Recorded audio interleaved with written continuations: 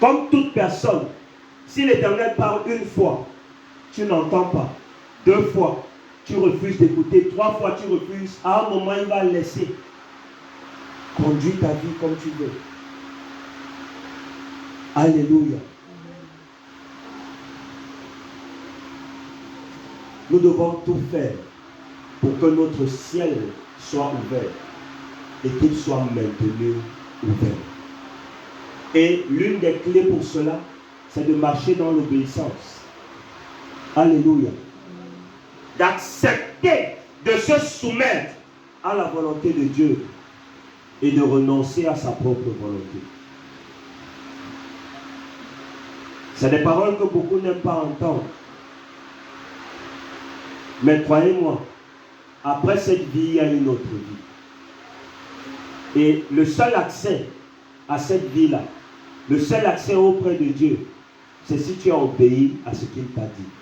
Parce que chaque parole que Dieu te dit, chaque instruction que Dieu nous donne, va dans le sens de nous guider vers le chemin de l'éternité à ses côtés.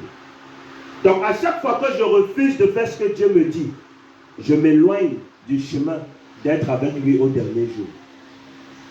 C'est pourquoi notre Seigneur et Sauveur Jésus-Christ, lorsque son ciel a été ouvert, tout le restant de sa vie, il a pris sur lui de marcher dans la volonté de Dieu.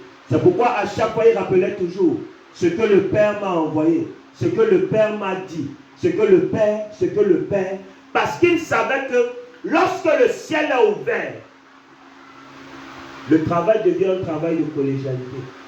Ça veut dire que tu travailles avec Dieu, Dieu travaille avec toi. Et tu ne peux pas travailler avec quelqu'un si tu ne l'écoutes pas, si tu ne l'entends pas, si vous n'échangez pas.